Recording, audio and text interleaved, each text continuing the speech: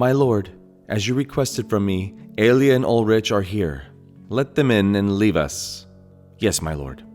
Ah, yes, Aelia and Ulrich, my two best soldiers. You wanted to see us, my lord? Yes, Aelia. I wanted to see both of you. I have recently received some disturbing news from Ludwig. It seems as though his plans of taking out Merrick the Witcher were halted due to an ogre arriving and stopping Ludwig and his team. An ogre, my lord? Yes, Ulrich, an ogre. An ogre that both of you told me that fell in battle when I sent all three of you to the noble's manor in the town of Acton. My lord, don't interrupt me, Aelia.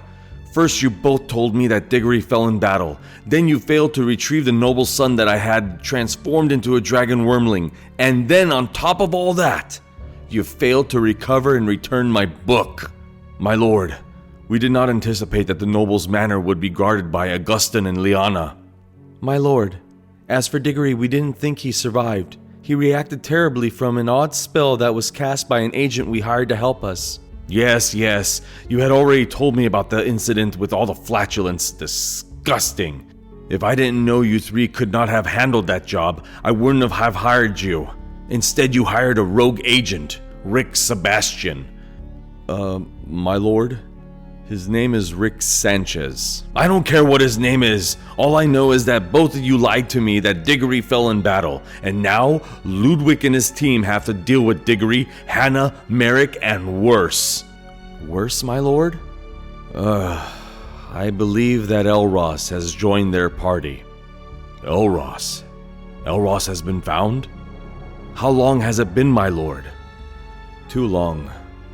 Regardless, I may overlook your lies and treachery if both of you go to the Forest Realm and aid Ludwig with retrieving my owl and taking out Merrick and Hannah.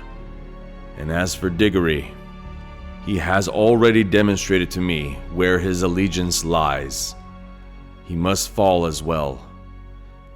And as for the halfling, Elros, I want him brought back to me alive. Here are 4 scrolls I have prepared for the both of you, 2 of which will send you to the Forest Realm, and the remaining 2 will bring you back to the Shadow Realm. Now go!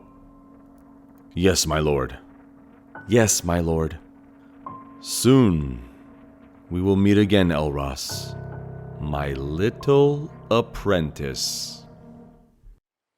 Hello everyone, this is Moses from Wilona's Cave, a channel where I play role-playing games solo and try my best to make them as entertaining and educational as much as possible, so you can play your favorite RPG systems solo as well. So we're going to continue on with the series of The Witcher, using Advanced Tiny Dungeon system, and also the Witcher RPG system combined. To recap from the last episode, we had Mina fly back down, Mina our horned owl, Hannah's companion, fly back down into camp. Elros and Diggory went out to scout and guard. Diggory was the guard, Elros was a scout.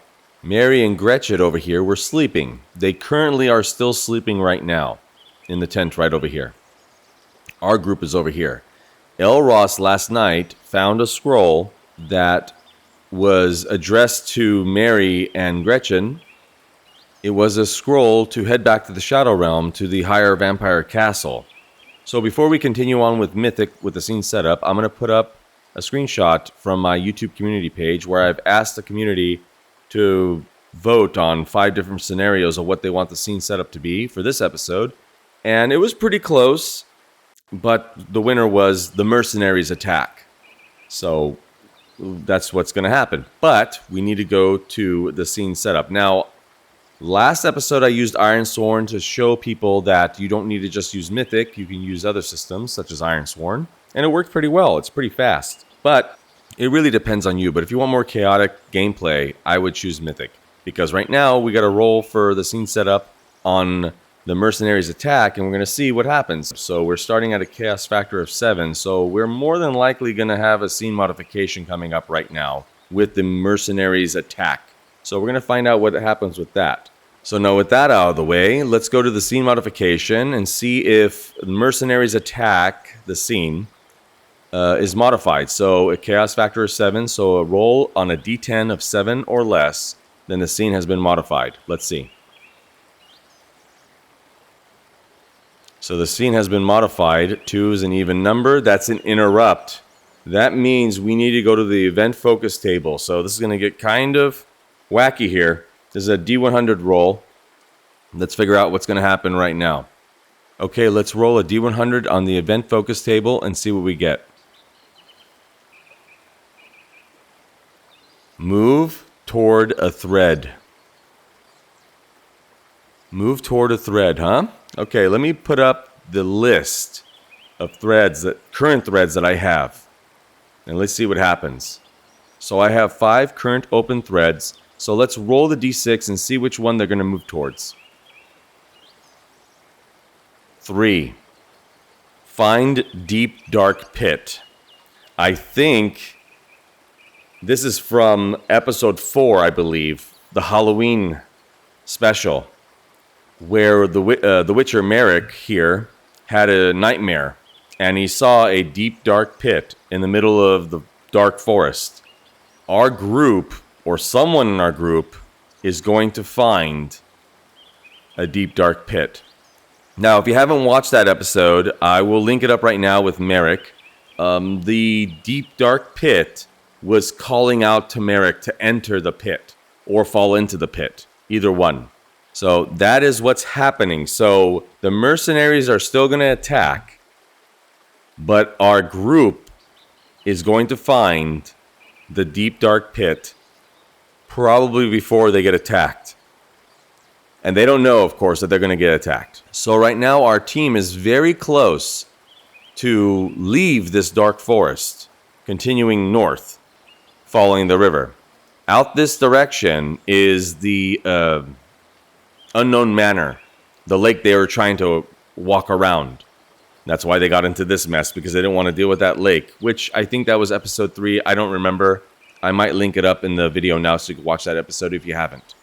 Okay, Elros here, our halfling, has a heritage trait of heroic heart and a halfling cookpot.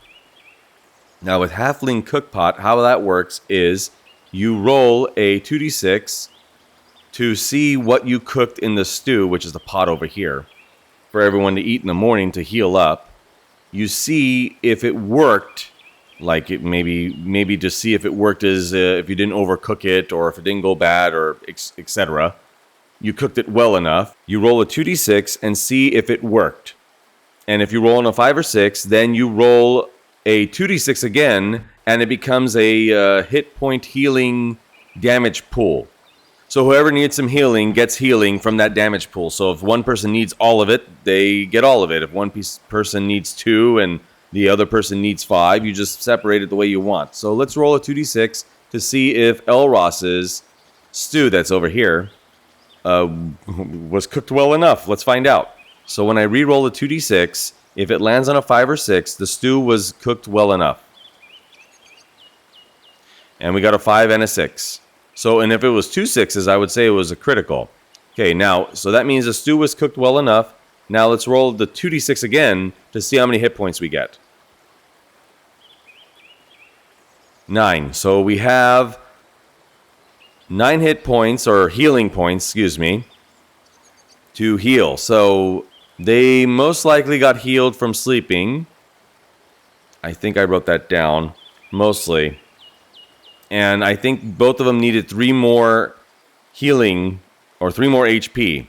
Hannah and Merrick. So there's 9 left. There's leftover. No one else needs healing. So Merrick and Hannah are completely healed. So if you remember from the last episode, Ludwig told the higher vampire in the Shadow Realm, in the vampire's castle, that his team, the assassin and the archer, are watching this campsite. So they're somewhere around. They could be over here. They could be over here. I'm not too sure yet. But they're watching. And Ludwig told the higher vampire that they will not attack without his order. So that means if mercenaries attack, Ludwig has to be back here. And most likely he will be, because he traveled through the night. And most likely the scroll that the higher vampire gave him probably returned him directly where he left. So Ludwig is going to be returning very shortly. So I have to keep in mind that this team finds the deep dark pit that Merrick saw in his nightmare. Elros, after cooking that stew, is running low on supplies. So he sees there is a berry patch over here. And he's going to cross the river and start harvesting berries. He does have Survivalist as a trait, and that's for foraging, finding food, water, etc. So I'm going to have Elros cross the river and go forage for berries. Now he has to roll a 2d6 over there and see if he could find any. You know, just because it's there doesn't mean that we're going to get what we want. But before he crosses the river, does he tell the team what he found last night of the scroll about Mary and Gretchen? Well, I'll roll on the fate chart. So let's move the fate chart over. I'm going to have it at, well, it's chaos factor 7. I'm going to say a 50-50. So 75 or below, he tells them about what he found. So let's re-roll and find out. 75 or below. He doesn't. He keeps it a secret. Why would Elros keep it a secret? 75 or below, correct? Chaos factor 7, 50-50, 75. Why would Elros keep this a secret? We'll find out, I guess, later on. Okay, well, he doesn't tell them. He goes across. Let's get this out of here. He goes across. Well, he'll tell them first. So before Elros goes across the river to harvest berries, or hopefully harvest berries, he tells his team that he's going to go that direction. I see berry bushes across the river. I'm going to go try to harvest them. Hopefully they're ready. So Elros slowly crosses the river and is in the middle of the berry field right next to the river. So let's roll a 2d6 for Survivalist and see if he finds anything. So a 5 or 6, and he finds, few handful of berries. So let's roll a 2d6, and hopefully Elros gets a 5 or 6 to find some berries. Critical failure. That hasn't happened, I think, yet. A critical failure for finding berries. What a lead.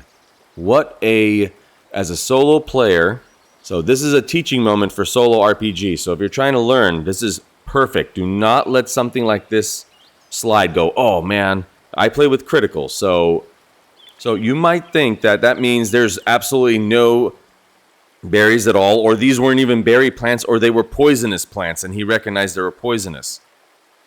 So what I'm thinking of, when he got to this location, there most likely was berries that were ready, delicious and nutritious.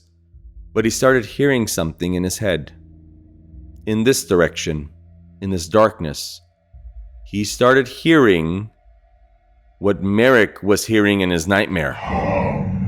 So this critical failure isn't that there's no berries. The critical failure is when he got here, his mind was being played with. So Elros is hearing someone calling him, much like Merrick did. And Elros slowly walks in that direction. Closer, Elros. So Elros isn't too far away from his party members, but far enough to where it's going to be difficult to track where Elros went to. So Elros keeps hearing voices in his head for him to come closer, and voices of his past events, of his life and memories. So I'm not going to roll on anything. Elros is a very powerful individual, but he still can't shake this off. The calling of him to a certain location, getting louder and louder. Either he's very curious or he's under some type of trance. So I'm going to have Elros continue on down this stream. So now Elros has moved further down the stream, and now he's quite a distance from, asking for help or screaming out loud or what have you. Merrick and them may not hear it. And it's a really dense wooded area, so even Mina the Owl won't be able to find him. That easily, at least. So now let's get back to Diggory and Hannah and them and see what's going on. So let's remind ourselves, before we go back to Diggory and Hannah and Merrick, that Elros knew about the scroll and most likely an impeding ambush on them Merrick and Hannah and Diggory, but didn't tell the group. And now all of a sudden, Elros has disappeared. Okay, now let's remind ourselves that Elros last night found a scroll that linked Mary and Gretchen to the Shadow Realm and to give the whereabouts of where Merrick and Hannah are and the Mina the Owl. So he knows that there most likely is going to be an ambush happening. Let's keep that in mind going forward. But he didn't tell the group. We rolled an 80. We needed a 75, we rolled an 80. So he didn't tell the group, and now all of a sudden, Elros is gone. But, the group doesn't know that he's in a trance. So let's see what happens with this. Let's go back to the party members. Okay, we're back with Merrick, Hannah, and Diggory. And I think it's been some time, and Merrick is a little worried because it's been a while and Elros hasn't returned. So he most likely will tell Diggory, because Diggory's taller, can you see across the river over the bushes? So he'll ask, Diggory, it's been a while since we've seen Elros. Can you see over to the other side? You're a lot taller than us. Can you see if Elros is there? So Diggory moves. Let me get the move. So Diggory moves over, looks, and says, I don't see anybody. I don't see Elros anywhere. Okay, at this point, I think Hannah would say, instead of using the owl, they'll just say, let's cross the river. So Hannah would tell Merrick, let's just cross the river and find out. While we're there, we'll harvest some berries if any of them are ready. I'm still a little hungry. And Merrick just says, okay, well, let's not forget about the 2 civilians we found. They're still sleeping. And Hannah agrees, and they all move over to the berries on the other side of the river. So now they're on the other side of the river, and they don't see Elros anywhere in sight. There are berries that are readily available, and they're ripe, so Hannah picks them. So I'll write down that we have some food rations of berries. They might have some medicinal qualities. We'll figure that out later, but I'll write it down that we have a few handful of berries. So Merrick calls out, Elros, Elros, are you here? Where are you? Elros is far, far away. He won't be able to hear. And I think Hannah will have my train of thought of, Merrick, I would tell Mina to fly overhead to try to find Elros, but Elros is quite small, and this is a very dark, thick forest. I don't think she'll be able to find anything. I agree. This is a very dark part of the forest. Much darker and more sinister looking than the other areas we've traveled through. So Merrick agrees, but he is still confused on where Elros went or where he disappeared to. Merrick then tells everyone, all right, everybody, let's just go back to the camp. Let's wake up Mary and Gretchen. We just have to keep going north. Maybe Elros will meet up with us later on. Okay, so now they're back at the campsite. I think I'm going to have Diggory walk down to Mary and Gretchen and wake them up. And they're going to dismantle the tent, put everything away, and they're going to be doing that for quite some time. So Diggory heads down there. Hey, you two, wake up. We gotta go. You gotta get up now. Wake up. Mary and Gretchen just like, oh, God. Oh, what an uncomfortable night this was. Oh, my back. Hannah yells over, Diggory, haven't you ever heard of bedside manner? Give them time. Give them a second to wake up. Diggory yells back, there's no bed. We're sleeping on the ground. So while this is all happening, Merrick and Hannah and them are helping take down the tent. Mina probably flies on the tree because you can't perch on Hannah's shoulder anymore because she's working. And now Hannah, Merrick, Mary, and Gretchen finally meet face to face in the forest realm. Mary and Gretchen both see and notice Merrick and Hannah, as well as the higher vampire's owl. They look at each other in amazement. They can't believe that the ones they have been seeking were sleeping in the same tent as them. Hannah notices that Mary and Gretchen seem disturbed. She looks at them closely and asks, aren't you the 2 servants that fled with us from the higher vampire's castle in the Shadow Realm? Merrick shifts his eyes towards Mary and Gretchen to try and recognize them as well. Now I think that they would lie, and that is what they're gonna do. Mary replies, no, I have not met any of you before. I'm sorry. I would think that Hannah is now a bit suspicious of these two, but she decides to move on and keep a close eye on both of them. Merrick then says, "Okay, let's move out. It shouldn't be that long now till we get out of this dark forest." They finish packing up everything and move out. So down the river of where Merrick and them are is Ludwig's team. Here we have the assassin and the archer right over here, hiding in the woods a little bit farther away. That's why he's smaller. Then they hear someone whistle. Ludwig shows up, calls out to both of his teammates and says, "All right, everybody, our boss just gave me new orders. We need that little halfling alive." The archer says from a distance, "You mean the one that did all the crazy magic stuff with the fire person and everything?" Ludwig goes, "Fire person? It's a fire elemental. Get it right." "Regardless, he wants that little halfling alive, and he's willing to pay a lot of money." So now I've gotten a lot of responses on how I think logically or how I play solo RPG. That's why I made some episodes about that separately. But I've had a lot of people ask me, "Can you please speak about your thought process while we're watching the series of various things that I have?"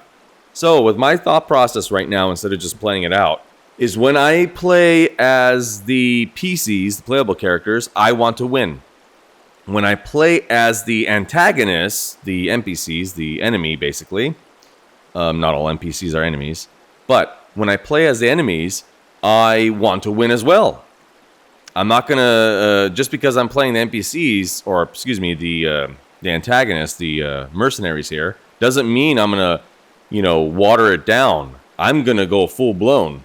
I'm gonna try to win as the antagonist. I'm gonna try to win as the protagonist. It's quite difficult, but I'll show you the thought process I'm having right now. So Ludwig right now is going to order the assassin to hide in the shadows, probably up here, and the archer to hide over here.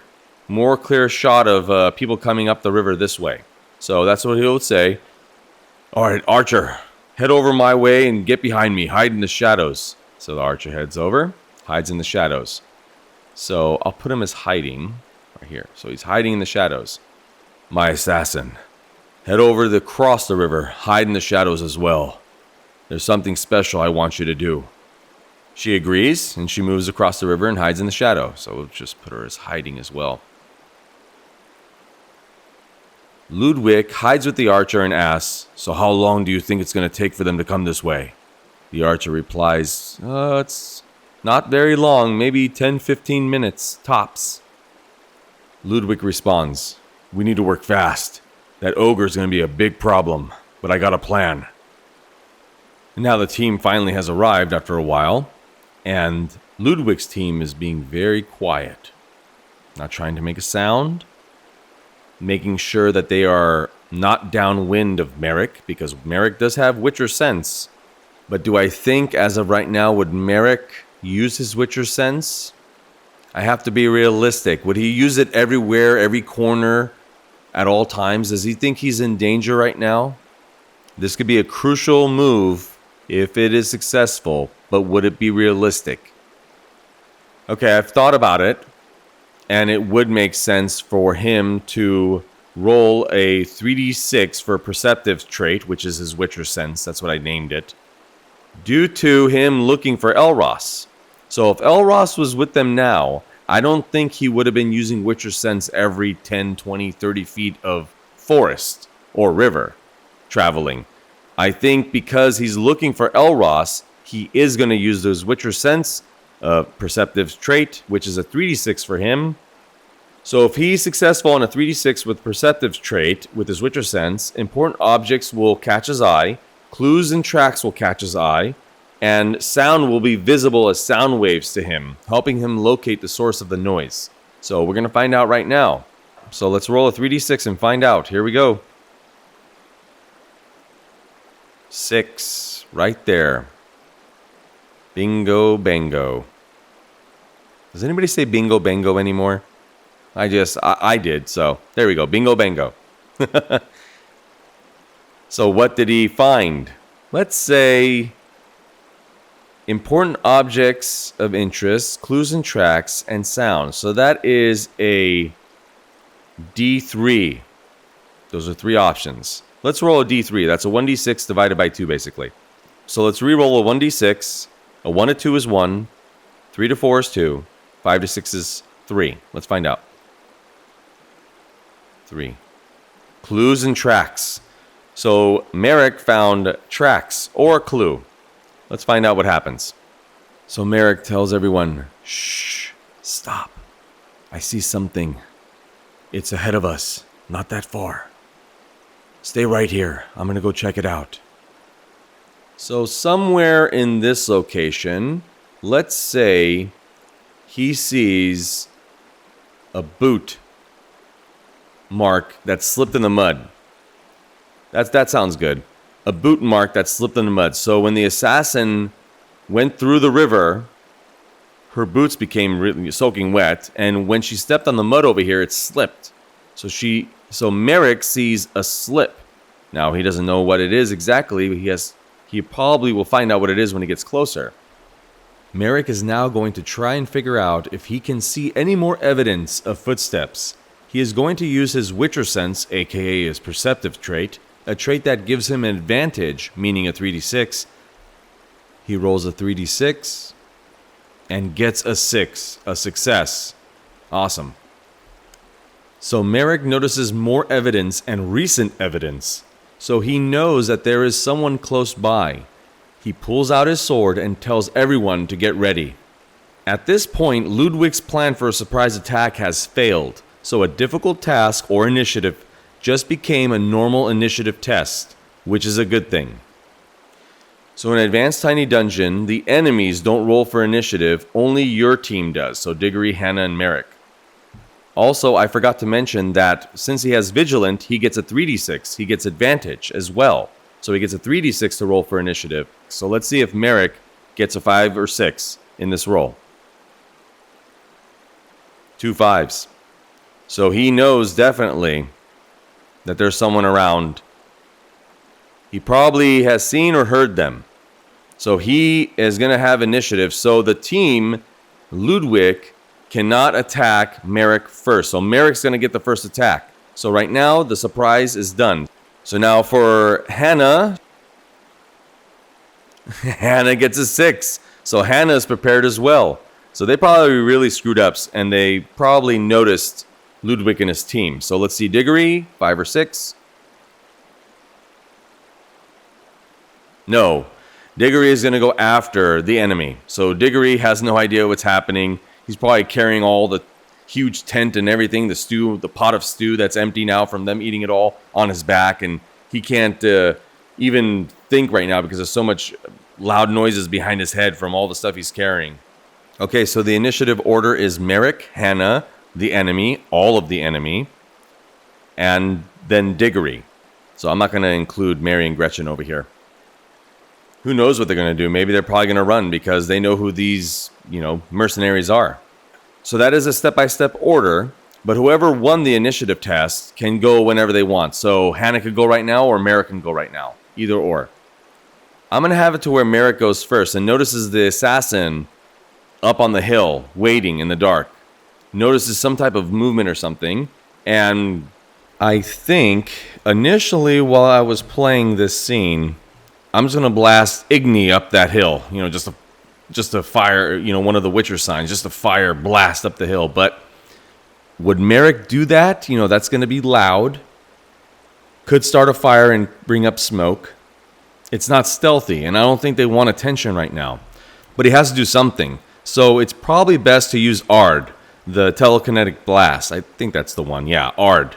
So he's going to use Ard to blast like a shockwave up this hill, and hopefully somebody will, scream or fall down so you can see that there is actually someone there because this assassin is quite hidden behind these trees.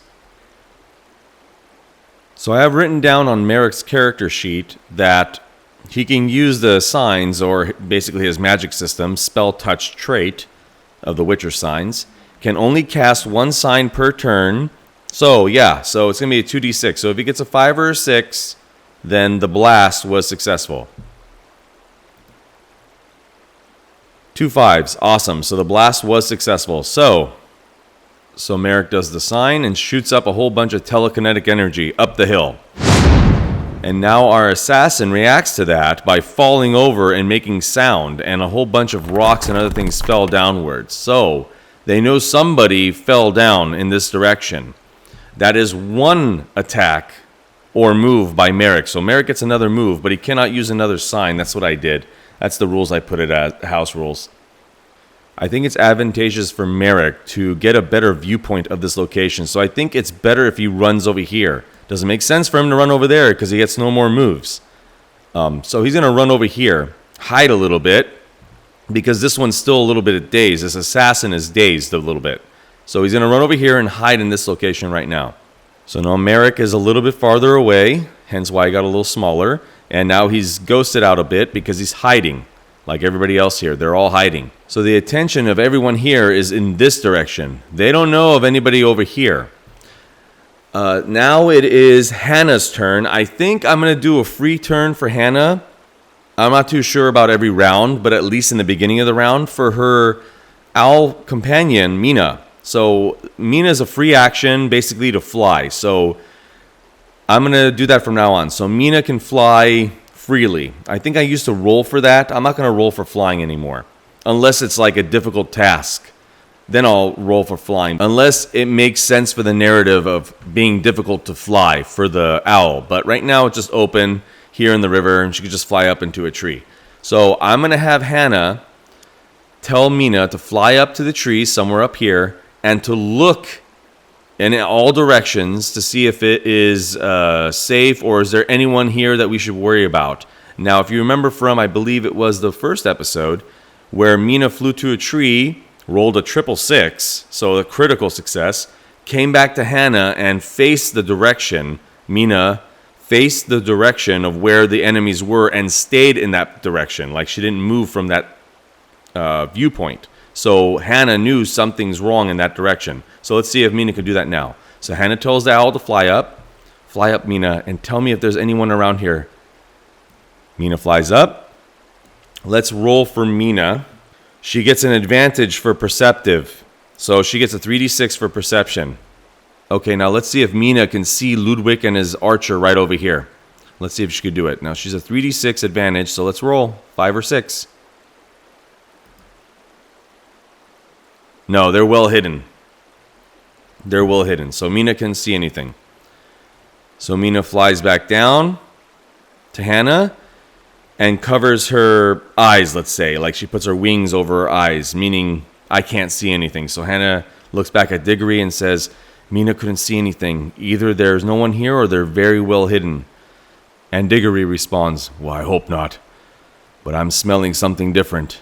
Okay, so that was Mina's free turn. So I'm just going to fly her back up. So Hannah tells her to fly back up. She stays up there for right now because I don't want the owl to get injured. But remember, all these people want that owl. So their eyes went to this location. Well, maybe not the assassin. She's still kind of dazed. But Ludwig and the archer definitely saw that owl fly up there. So now it's Hannah's turn. Hannah doesn't see the people across the river, Ludwig and the archer. But Hannah knows Merrick went this way. And she did hear someone fall in this location. So realistically, I don't think she'll cross the river. I think she's going to stay with her team on this side. She won't be this low, but she knows she doesn't have much armor on. She's not going to go all the way up there by herself when she doesn't know of what's here. So one of the actions Hannah's going to do right now is a move. I'm going to get her out of the river and closer to Merrick. So she's going to be standing right here. And the other move is going to be using spell songs. And I have one that is like a hurricane that I chosen when I created the character of Hannah. The notes of your song howl out like a devastating wind, buffeting all enemies in the area for 1 damage each. A successful test, each round sustains. So it just keeps going. Once you cast it once, what it appears to read, every round you test again. So on a 5 or 6, it's a successful hit of 1 damage each. Now, why I'm doing this is whatever enemy is in the area is going to get 1 damage each right now. Now, why I'm doing this is because whatever enemy is in the area, when they get a damage, most likely they're going to grunt or they're going to make a sound. So Hannah and Merrick and Diggory can hear if there's other people around. So if this is a successful attack, the group is going to know that there's more people around and where they are. So let's see if Hannah can successfully cast that spell song. A 6 and a 5. Do 2 damage each. So right now, Hannah plays a song, and a devastating fast gust of wind surround her and slowly moves outwards, hitting the assassin, Ludwig, and the archer for 2 damage each. And just thinking about now, how combat works is with a TN, a target number. The assassin has 4. That means I have to roll a 4, 5, or 6. The archer has 4. Ludwig has 5. So you have to roll a 5 or 6. I don't think this matters with the target number. This is just magic, or wind, basically natural. So as long as I roll a 5 or 6 on the cast, everybody gets hit. So due to this being a spell song, I don't think target numbers matter right now. So all enemies take 2 damage. So I'm just going to do it without rolling on a fate chart. Merrick and Hannah both saw all the people that are around them, so they know they're surrounded now. But now it's the enemy's turn, then it's Diggory's. So Hannah, now knowing that they're surrounded, asks Merrick and Diggory, "Where's Elros? Did he set us up?"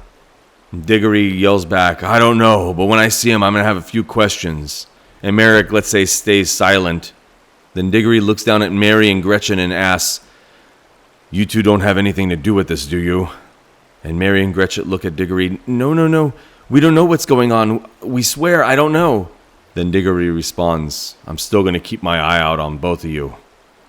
No funny business. Stay right there." Okay, so Merrick is hidden as best as possible. Hannah's in the open. Diggory's in the open. Mary and Gretchen are in the open. And all of them can still see the owl. Let's say the assassin's still a little dazed, but still will act in this round, but not the beginning. Ludwig will go first, then the archer, and then the assassin. So I'm thinking narratively now for Ludwig, and I think he knows he has the most armor. He's the tank of this group. He has the most armor, and he can take the most damage. But he doesn't want the assassin to be seen, and he doesn't want the archer to be seen. Hannah and Merrick know that they're being surrounded, but they don't know exactly where they are. They didn't see them. They just heard Ludwig and the archer, and I'm assuming the assassin, grunting when they took that damage from the wind. So I think that Ludwig is going to uncover himself and go in the middle of this river and make a lot of noise so everybody pays attention to Ludwig, hopefully ignoring the assassin and the archer that are going to attack our group if they're not paying attention. So Ludwig's first action is going to uncover himself, go down to the river, make him a little larger, and just make himself known by just yelling out, "Here I am. Come face me. You're not going to get away this time, Merrick." He still has one more action, but he has a one-handed axe, and he can't move up to Hannah and also attack her. So if he moves up to Hannah, he's just standing right next to her, and she can attack him, or Diggory can run over and attack him. So Ludwig has one more move, and I think I'm going to use one of his traits called Dirty Fighter. Now, what Dirty Fighter allows is an advantage roll, a 3d6, for special effects for a move. So when you use your weapon, it will further do more damage to an individual. Or if you just want to do it narratively, or, think about what he can do. And what I want him to do is, obviously he can't reach Hannah with his axe, but he can grab one of these rocks and throw it at her. So I'm going to have that, and if it lands, it's going to stun her. So that's the special effect. It will stun her, and that has consequences to it. So let's see if he can do it at a 2d6 roll. Okay, so here we go. This is 2d6. If he rolls a 5 or 6, Hannah is stunned and possibly take damage. I have to look into it. Nope, fail. So Ludwig bends down. Oh, there's a rock. And pulls back his arm, about to throw. Oh, this rock is too slippery. So much moss, and flies over and almost hits the assassin. And the assassin, let's do the narrative now. The assassin ducks because the assassin sees that the rock is headed to her face and ducks. Merrick saw that and is ready whenever it's his turn. So Merrick definitely sees the assassin right here. So he screwed up. Ludwig just screwed up right now. Okay, the archer is still hidden. I think the team thinks that Ludwig was the reason why they heard all that sound over here when Hannah did the gust of wind attack, the spell song. So, and they're all focusing on Ludwig because he's making a big ruckus so they could focus on him. So they most likely are ignoring the archer. Now for the archer's attack, I'm not going to expose the archer. So he is going to get an advantage. Normally his bow is a 2d6. I'm going to give him a 3d6 because he's hidden. And he is going to attack Hannah. So he's going to use his bow and shoot an arrow at Hannah. So let's see if he can do it at a 3d6. Okay, let's roll. So Hannah's target number is a 4. That's her AC. So he has to roll a 4 or better on a 3d6. He got a 5. So that's one hit. So she gets an arrow right to the gut. Just whoosh, and Hannah just goes, ah! So 1 damage to Hannah. Now the assassin. So the assassin has now got her footing back and probably is angry or frustrated with Merrick. But would she go after Merrick? Or would she go after Diggory? Hannah? Or try to get the owl somehow? I'm actually going to do something a little different. I think it's best for the assassin to try and hide again. So she has a trait called Sneaky. And in the book, you gain advantage, 3d6, when testing to hide or sneak around without others noticing. I wonder if she could just sneak again, because you can sneak in combat or hide again. You just have to roll an action, so it counts as an action. And then for the enemies or playable characters to find you, whoever was sneaking, they have to roll perceptive trait to find you again. So let's roll a 3d6 for the assassin to see if she could hide again. So 5 or 6 and she's hidden. 6, boom, got it. So the assassin hides again. So let's say the assassin just moves up a little bit and hides again. And it was successful. So for right now, Merrick cannot see her or anybody else. But Merrick is focused on the assassin. But in order for Merrick to see her again, he'll have to roll perceptive trait to hopefully see her again, if we decide to go that way. Because now it is Diggory's turn. What would Diggory do? So Diggory's keeping an eye on Mary and Gretchen because he doesn't really trust them right now, but is focused as well on Ludwig just screaming, ah, and just kicking water and, making a fuss of things. Diggory's thinking that Ludwig is trying to get the attention of everybody. So Diggory believes there's probably somebody else around, but he's a big ogre. He can't really run up all the way on this hill and find somebody right now. But what would be the best action or actions that Diggory can take right now? I think he'll call to Hannah. So Diggory yells out to Hannah, Hannah, I'm going to do something a little crazy, but on your next turn, do another spell song, a big one. Hannah looks back at Diggory saying, okay, but what do you mean crazy? Oh, you'll see. So Diggory has a trait that I created called Bash. You can hold a heavy weapon in one hand, advantage with breaking down doors and gates.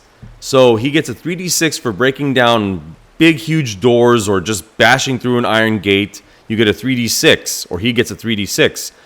And I wonder if these little trees, I wonder if he could push one over.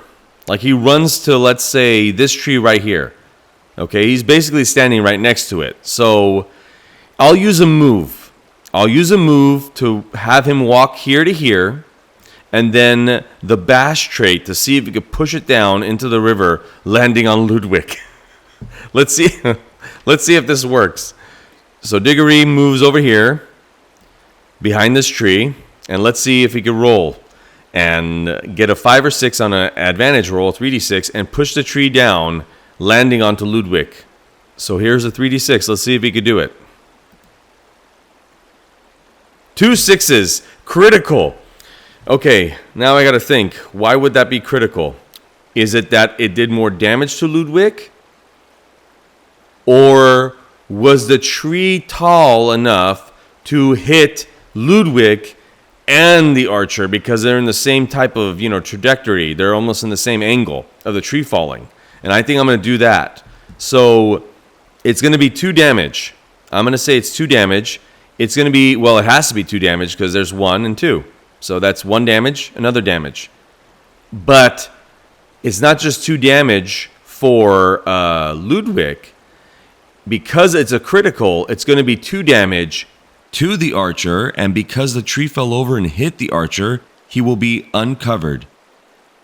So Diggory made sure that Hannah wasn't in the way when he pushes the tree over. It's going to go more of this angle. So it's going to be close to Hannah, but Hannah will be fine, but she will be frightened. So maybe that will affect her next round of combat. We'll see. So Diggory pushes it over, and it falls and hits Ludwig, and reveals the archer and injures the archer as well. So they both get 2 damage against them. So after the tree fell and hit Ludwig and the archer, Diggory yells out, "That's what I'm talking about! No one could beat an ogre! Ah!" So Hannah looks back at Diggory and says, "You know, Diggory, that almost hit me? Yeah, I knew I was going to miss you, don't worry. Yeah, but that was close." After seeing that, Mary and Gretchen are really afraid of Diggory and don't want to get him angry, so they're trying to stay put and stay quiet. So now it's Merrick's turn, but he's torn. He wants to know where the assassin hid again. Also, he wants to ensure that Ludwig doesn't hurt Hannah. So since Merrick's attention is split, he is going to use 1 action of perception against the assassin, and then he's going to do another action against Ludwig. So let's use his Witcher sense, his perceptive trait of a 3d6, that's advantage, to see if he could find out where the assassin hid again. So 5 or 6, and he sees her. A 5 and a 6. So Merrick knows where the assassin is, so now the assassin cannot do a sneak attack against Merrick. So for Merrick's next action, I'm going to have him use a Witcher sign of Yrden against Ludwig. So Merrick has to roll a 2d6 for that. If it's successful, then Ludwig is in a trap that slows him down. So hopefully it's a success. So we'll find out right now. So hopefully Merrick can do it. Let's see right now. Regardless, it's a 3 there. Okay, so we got a 5. So success. So Merrick creates the sign for Yrden, and Ludwig is entrapped in this slowing trap. So Ludwig yells out, "Hey, what is this? I'm moving so slow. Oh, and now all of a sudden my nose starts to itch. It's going to take me forever to reach there and scratch it." Okay, I just remember that the archer is now not hidden because of the tree falling on him, so we have to make him visible. And the assassin is only visible to the Witcher, so that's why I still have her hidden, because Diggory and Hannah do not know where the assassin is. Only Merrick does.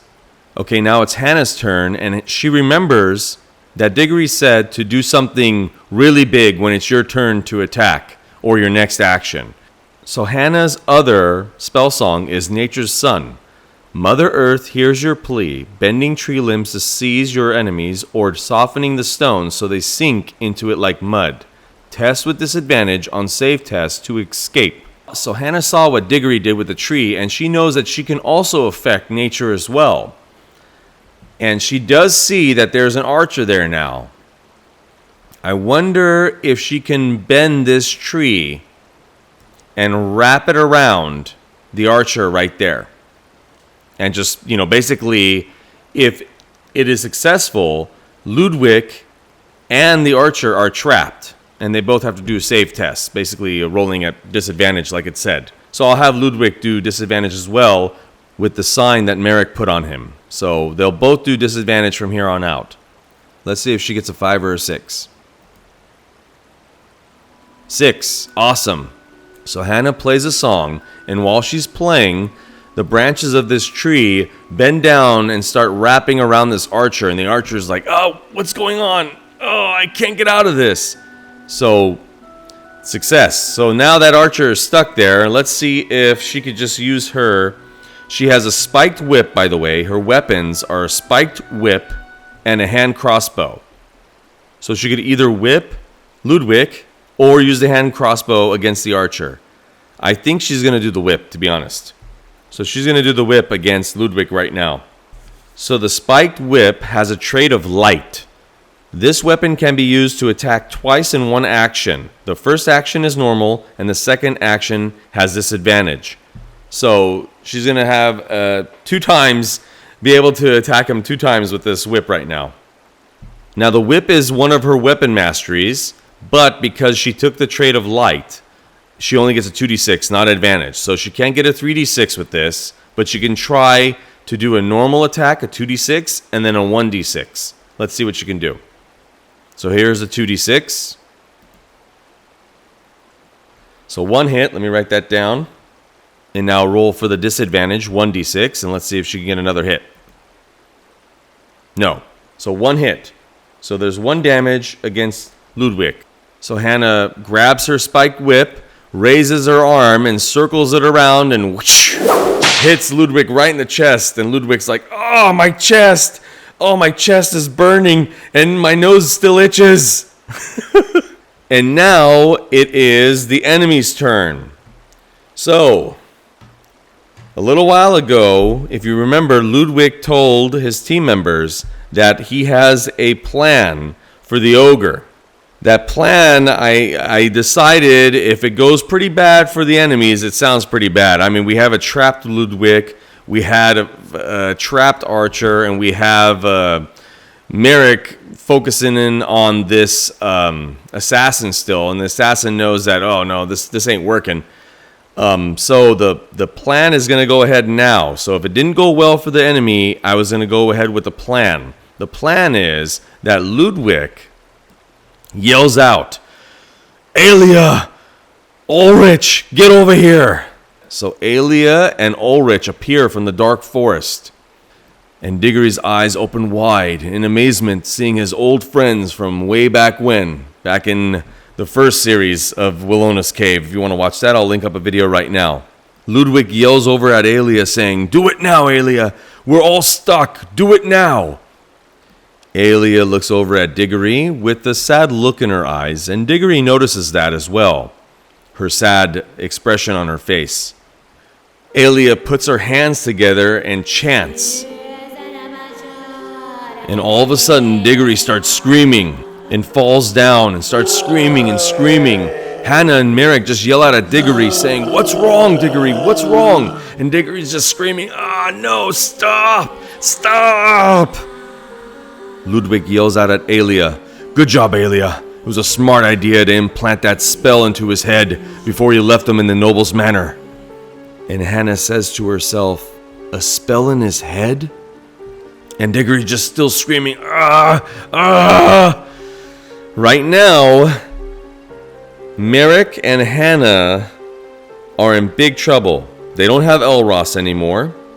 They don't have Diggory. Diggory's incapacitated right now, and they don't know what's going on with him. And both of them are still questioning where Elros is.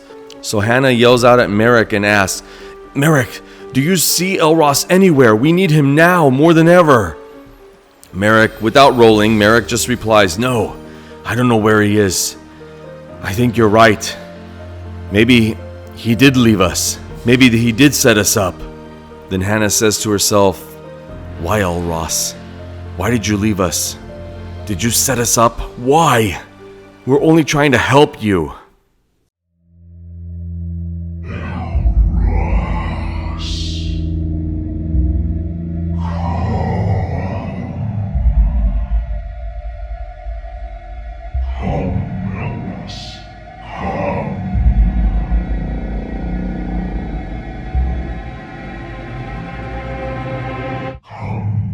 To me.